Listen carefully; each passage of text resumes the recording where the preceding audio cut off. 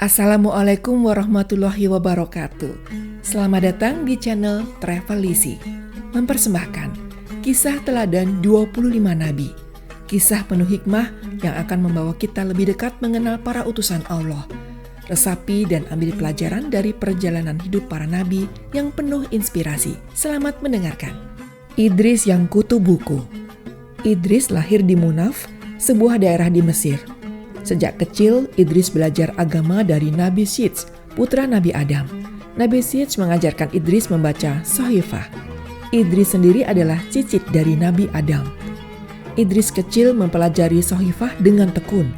Karena kesukaannya membaca itulah, ia mendapat gelar Idris.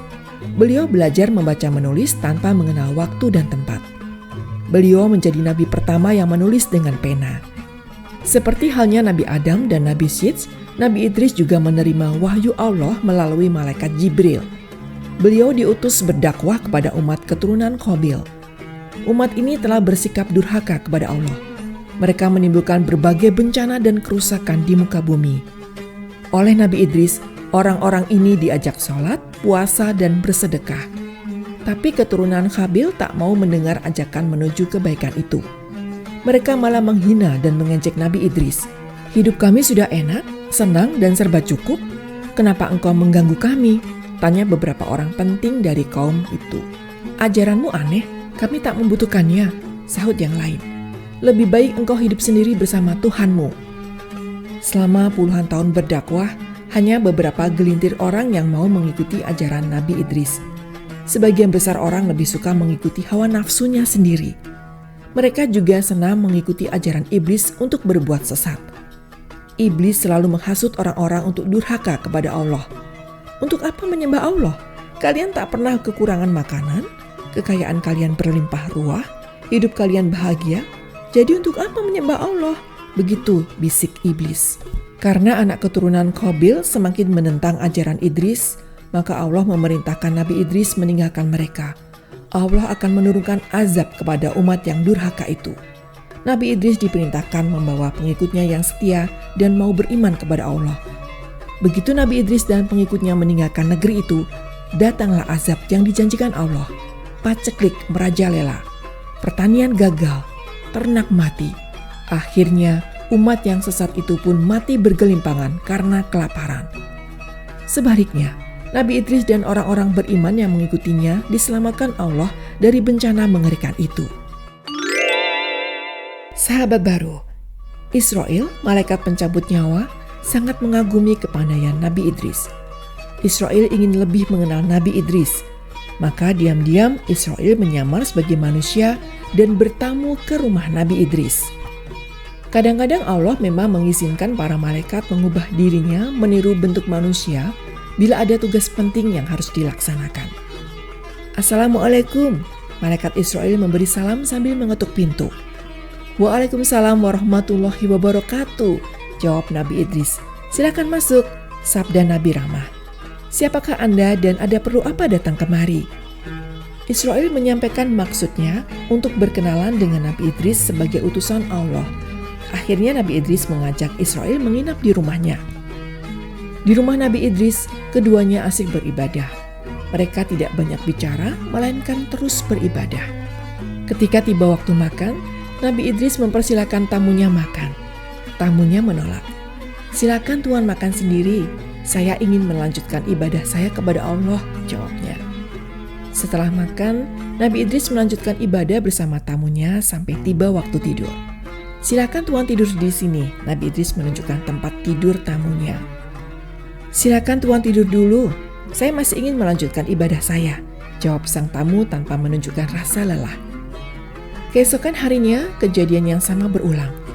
Nabi Idris sangat heran. Siapa sebenarnya tamu ini? Kenapa tamu aneh ini tidak mau makan dan tidak mau tidur? Dengan hati-hati Nabi Idris menanyakan hal itu kepada tamunya. "Saya adalah Israel, malaikat pencabut nyawa," kata sang tamu.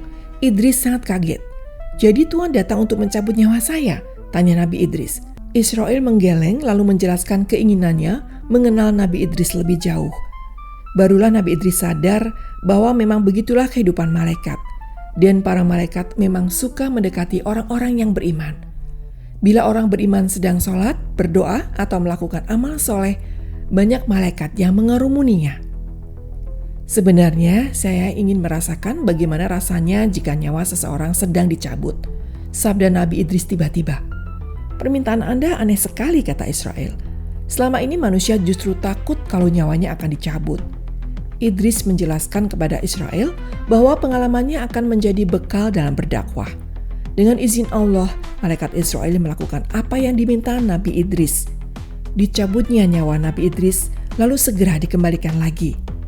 "Saya tidak merasakan apa-apa," kata Idris.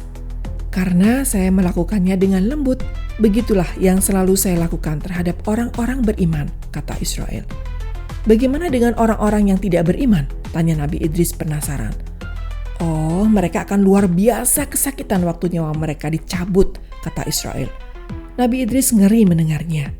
Terlebih-lebih waktu Israel mengatakan bahwa rasa sakit itu akan dirasakan si mati sampai hari kiamat. Sebaliknya, orang yang beriman akan merasakan kebahagiaan. Setelah mati, mereka akan menikmati hasil setiap amal soleh mereka di dunia, kata Israel menjelaskan. Melihat surga dan neraka. Setiap hari Nabi Idris dan Israel beribadah bersama. Suatu kali, sekali lagi Nabi Idris mengajukan permintaan. "Bisakah Tuhan membawa saya melihat surga dan neraka?" "Wah, lagi-lagi permintaan Anda aneh," kata Israel sambil tertawa. "Tapi baiklah, saya akan minta izin Allah dulu," katanya. Setelah Allah memberi izin, Israel membawa Nabi Idris ke tempat yang ingin dilihatnya. "Kenapa Anda ingin melihat neraka? Bahkan para malaikat pun takut melihatnya," kata Israel. "Terus terang saya takut sekali kepada azab Allah, tapi mudah-mudahan iman saya menjadi tebal setelah melihatnya." Nabi Idris menjelaskan alasannya. Waktu mereka sampai ke dekat neraka, Nabi Idris langsung pingsan. Penjaga neraka adalah malaikat yang sangat menakutkan. Ia menyeret dan menyiksa manusia-manusia kafir, yaitu manusia yang semasa hidupnya mempermainkan hukum Allah. Nabi Idris tidak sanggup menyaksikan berbagai siksaan yang mengerikan itu. Api neraka berkobar dahsyat. Bunyinya gemuruh menakutkan. Tak ada pemandangan yang lebih mengerikan dibanding tempat ini, demikian pikir Idris. Dengan tubuh lemas, Nabi Idris meninggalkan tempat yang mengerikan itu. Israel membawanya ke surga. "Assalamualaikum," kata Israel kepada Ridwan, malaikat penjaga pintu surga yang sangat tampan. Wajah Ridwan selalu berseri-seri dihiasi senyum ramah. Siapapun akan senang memandangnya. Sikapnya amat sopan. Dengan lemah lembut ia mempersilahkan para penghuni surga memasuki tempat yang mulia itu.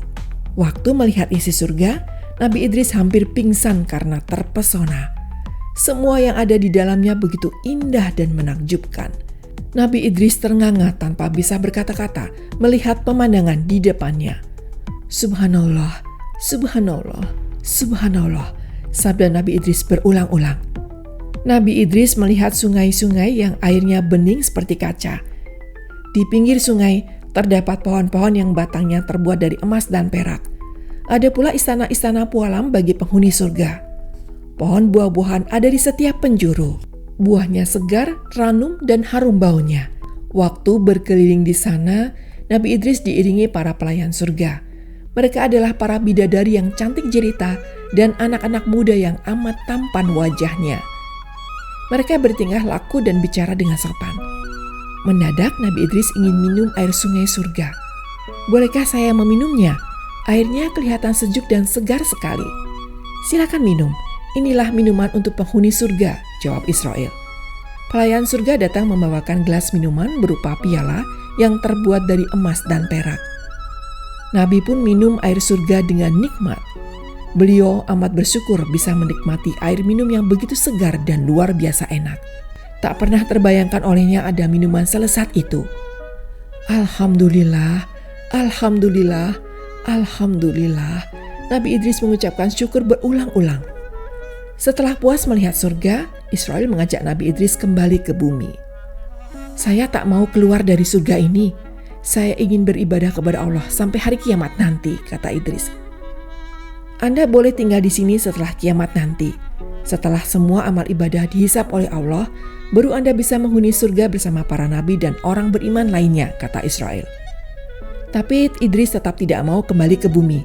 Hatinya sudah terikat kepada surga.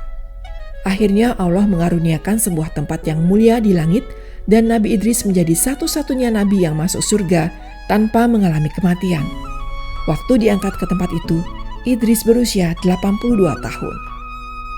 Pada saat Nabi Muhammad SAW sedang Isra Mi'raj ke langit, beliau bertemu dengan Idris. "Siapa orang ini?" tanya Nabi Muhammad kepada malaikat Jibril yang mendampinginya waktu itu. "Inilah Idris," jawab Jibril. Nabi Muhammad SAW mendapat penjelasan Allah tentang Idris dalam Al-Quran pada surah Maryam ayat 56 dan 57. Juga pada surah Al-Anbiya ayat 85 dan 86. Terima kasih telah mendengarkan kisah teladan 25 Nabi. Semoga kisah ini memberi inspirasi dan memperkuat iman kita. Sampai jumpa di episode berikutnya. Tetap semangat belajar dan meneladani akhlak para nabi. Wassalamualaikum warahmatullahi wabarakatuh.